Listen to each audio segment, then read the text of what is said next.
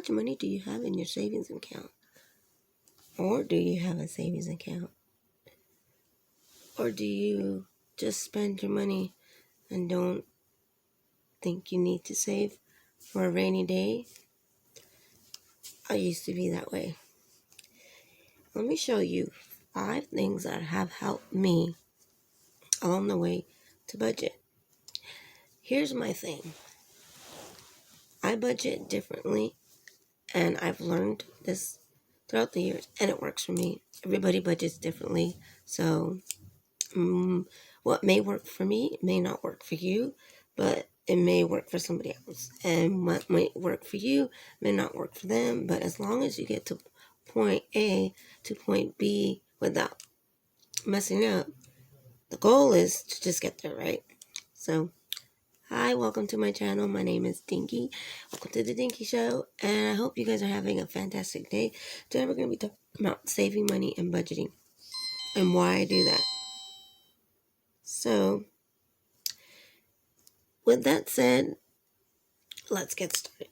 So I started budgeting a few years ago because I got tired of everybody in my family always telling me how I suck at budgeting. But I used to be a really good person. I used to save even the pennies when I was younger before I got married. I would always save everything and anything that I had, whether it be pennies, nickels, dimes, quarters. And one time, I was getting ready to go on it. My mom's like, well, your aunt wants you to go to Mexico, but for your cousin's quinceañera, but you can't really go back home unless you have money to pay for your ticket, and you only been working, because I was only working on the weekends at a swap meet, and I was only making $35 a week, but I would even save that. I wouldn't even spend my $35. Every $35 I got, every bit of it went to my,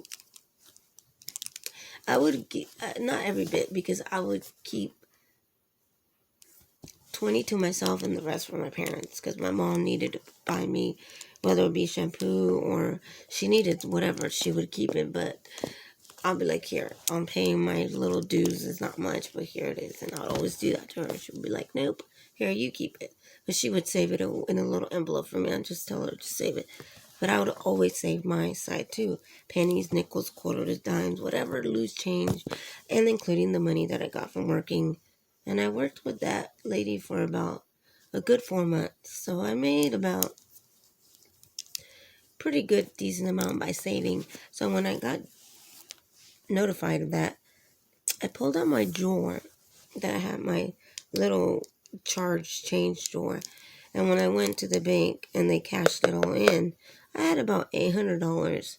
So I had plenty to buy a ticket back. And so I had plenty. But my aunt surprised me as a graduation / gift. She's like, oh, I'm buying her ticket to come back home. So I didn't have to. So I reimbursed her a little bit when I got there. I said, well, all I have is 180 right now. If you can transform this money into Mexican money. And she didn't think it was a lot. She was like, oh no. When she went and cashed it in, she was like, how much money did you give me? And I was like, I told you. So it does pay off to save. And here's the reason why I started doing it.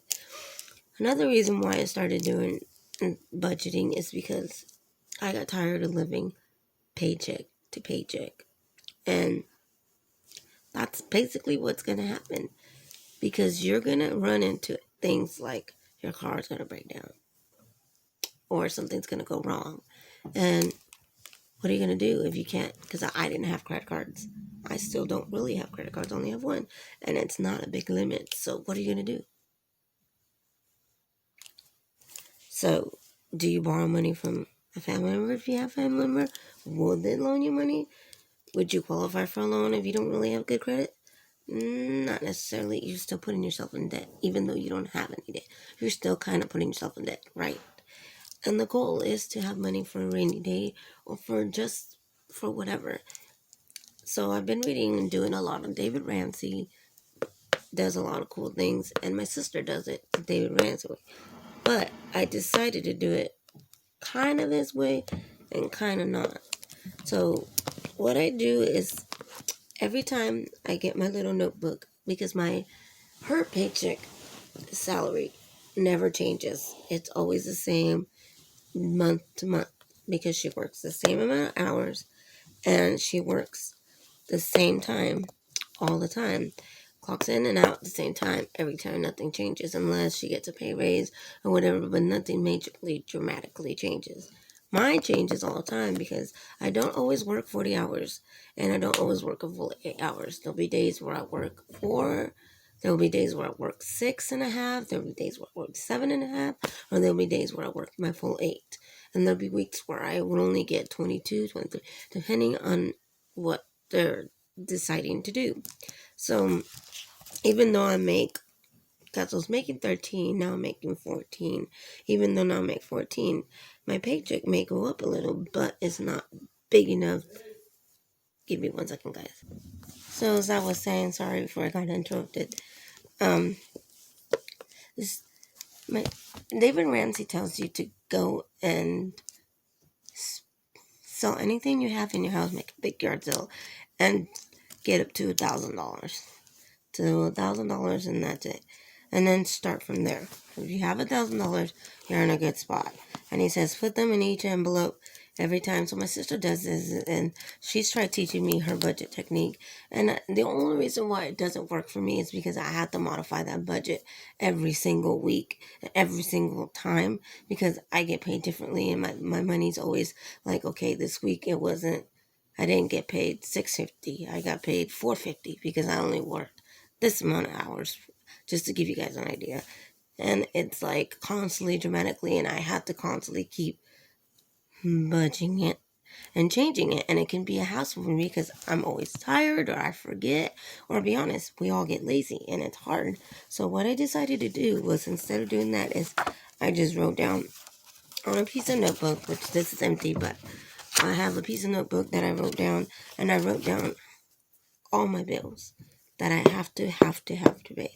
So, for instance, my utility bills, if I had utility bills. But right now, I'm staying with my parents.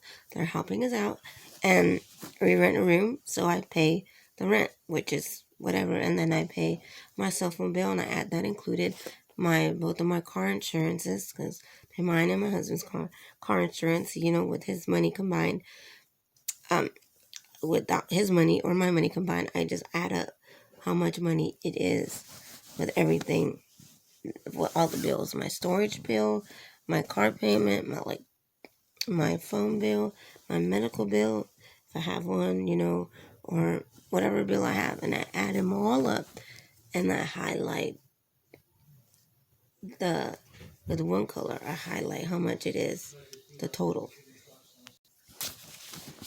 So as you can tell, my whole total is $650 for my whole, just to give you guys an example of how much I pay with all my bills. And then I subtract from whatever I'm getting from when I get paid. So I already know that I get paid a estimated amount depending on how much I work. So I usually get a estimated amount because we have these apps that we can use from work that they give us. It's called Even, and those apps tell us how many hours we worked and how much we get paid for each hour, and it's pretty accurate, so I kind of like it. So what I do is I estimate how much I'm going to make, and then I subtract that from that. So overall, it's not bad.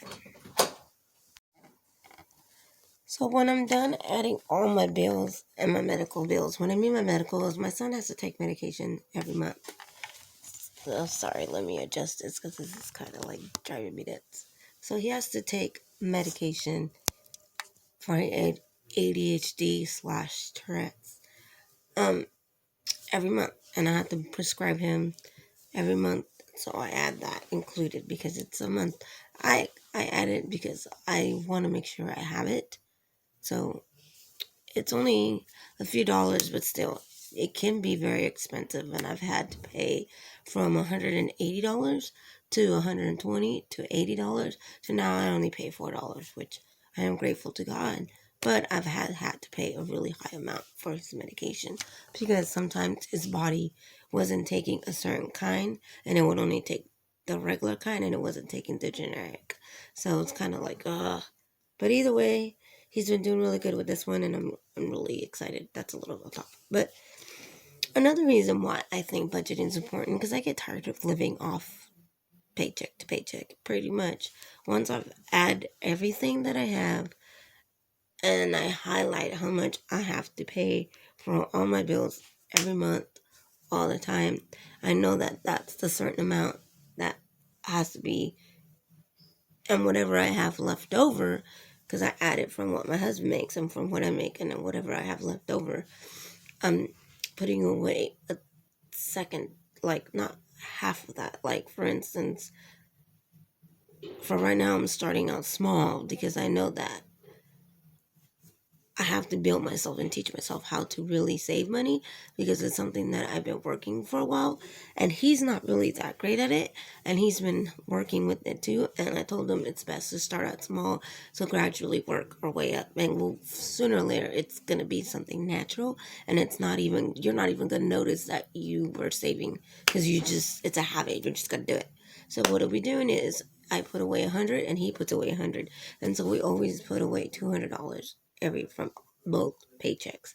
That way, at least we have 200 set aside for whatever. Because once he sets 200 and then I set 200, we'll add it to what we already had set, and I keep adding it to and I don't put it in an envelope or anything. I want to put it in something like this, like my goal box, because one of my goals was to save for 2020. And I put it in something different, because because this doesn't catch my attention and doesn't remind me that I have it in there. And an envelope, it's like, it reminds me, like, oh, I have it in there. Because, banks, they give you envelopes, and it's like tempting, and I know that it's there, and I know it's an envelope. So it's more easier for me to be like, oh, I'm just going to put out the 20. I'll put it back later. That's the reason why I decided to put it in a box or something that represents something that doesn't remind me that I have money in it. This reminds me of my goal box, so it's like it helps me to stay focused and to realize, okay, I don't have anything in it, because when I open it, people can't really tell that I have anything in there. I have it hidden. It's cool. But I don't know, for some reason, envelopes for me, they trigger money. I don't know why, they just do. So that's the reason why I don't like using the envelope method like my sister does, because it's like, I've tried it and it doesn't work for me. And then another thing I do is, if I still have enough money left over in my account, I decided to get I also do stocks. I think it's a great investment if you also want to financially start saving in another type of way. It's a different way of budgeting, but stocks. So I do stocks with Stash. And right now I have like $245 worth of stocks combined, because I have small stocks, because I'm doing my research and learning how to stock. And with the stocks that I do have are the stocks that I've been doing my research, and they've been doing extremely great. So I always check my stocks once a month or periodically, because with stocks, everything's always changing. So I buy stocks from work, because I work retail. We are allowed to buy stocks from there, and it comes out of our paycheck. I also have a 401k, and I also buy stocks, so that one stock, I labeled it, it's for me. It's to help me for whatever, like if I'm trying to buy a house, so I'm also using this money to buy a house. And hopefully by the end of this year, I'll have a little more than $10,000. Hopefully, if I keep doing this, I'll have money saved up. And my goal is to just save enough money so that I can buy something, because I'm fixing my credit, and I'm trying to fix my credit that I have. I have about $4,000 in debt. It's really not bad, but it's only because it's all basically medical debt, and it's all from hospitals. So it's basically what it is. And that's really how my budgeting system has been working. If you guys budget any different, let me know, comment down below. I do kind of do like the David Ramsey method. I've been starting to do it now. When I go put gas, I usually put gas with cash instead of card now, because with the card, and he explains it. If you guys don't know who David Ramsey is, he's an amazing guy. Look at him up, and he and it's true. Whenever you go to the gas station, you swipe your card and you say you want to pay $20 worth of gas. Well, they're still going to charge you an extra 35 cents per gallon for that gas. So it's not going to be just $20. It's going to show up as even more, and they can even charge you as much as they want. But if you go in there and you just give them a $20 bill and you say, here, I just want $20 worth of gas, that's all you're going to get. And they can't charge you any more or any less. They have to give you what you pay for. And so I've been doing that, and that's been really helpful. And then another thing that's been helping me is just being aware of what I'm spending my money on. So I do this every month, and every month I print out my financial statement from bank, and I start looking at things and highlighting it in different colors. Food, I highlight in red, and then places that we go buy stuff like clothes, I highlight it in yellow. Um, like places to eat, I highlight in red. Places that I buy things like clothes, shoes, I highlight in yellow, and then I highlight uh, like groceries in green, and I highlight blue and any other color that I stuff that I bought online that were just random stuff that I bought online. And then I highlight and I tell my husband, okay, this is how much we spent this month on just this stuff alone, this stuff alone, this stuff alone. Let's see if we can fix it for next month and try not to buy. Do we really need to go here all the time? Or do we really need to get this all the time? And then we try to cut it out. So that's how we've been doing it, and it's worked because his brother is a single brother. My brother-in-law is single, and he has no kids, no nothing, and he's young, and he's not married. So he's like, hey, let's go out to eat. And we used to be like, okay. Like, we would just do it all the time. And we realized that is a lot of money waste. So we've been just going out once a week or twice a week, depending if we have saved up a couple dollars.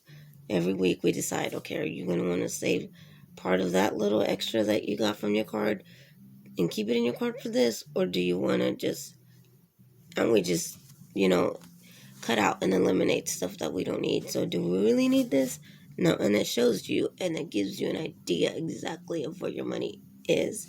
And another thing is owning up and taking ownership of what your flaws, because the only person that's made you poor is you. And it's your spending habits. If you have an issue, it's you. It's not anybody else. We can't take the blame. I take the blame for my spending habits, and I take the blame for the responsibilities for my old habits that I had. And I've been changing them, and I've been trying to change everything and putting it. And God says, save your money for a rainy day. You'll be blessed.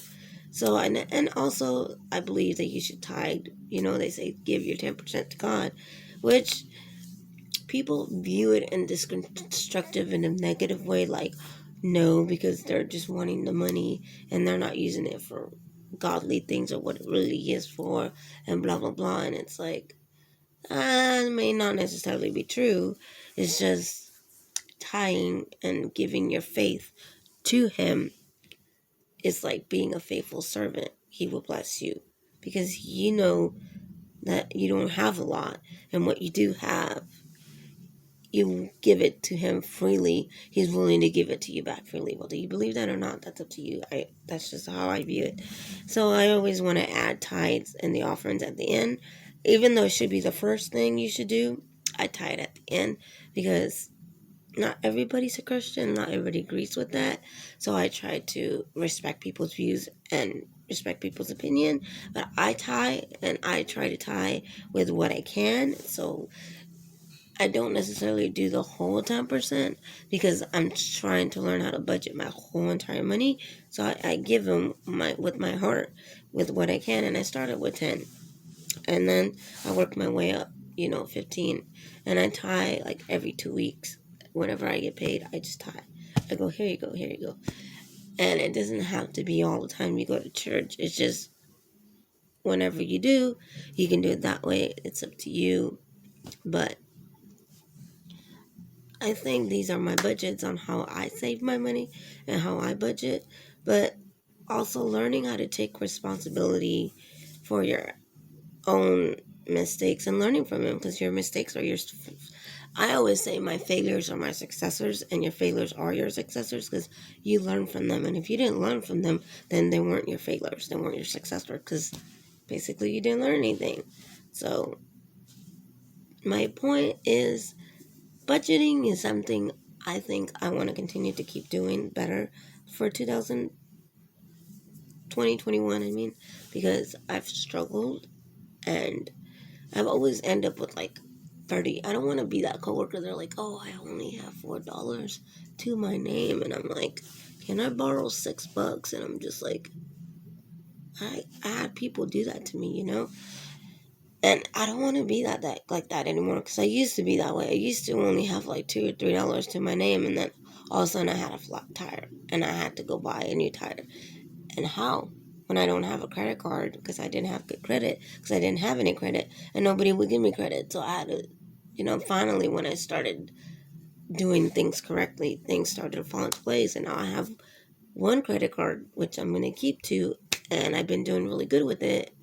And my payments are exceptional, and then I have a credit line with Sleep Number, and my credits are exceptional, and I haven't missed a payment, which I won't miss a payment. And that's the thing, is you have to learn how to be own up to your responsibilities financially if you want to be financially free and be able to do things. I always say it's wise to save instead of thinking, oh, I need that right now, let me go buy that. So buy within your needs, because later it will pay off. Believe me, trust me. That's just me. But I hope you guys have a great day. Don't forget to subscribe if you're new to my channel. Welcome. I appreciate all of you guys. And comment down below how you like to budget. That's how I've been doing it. It's been working for me. So I'll see you guys soon.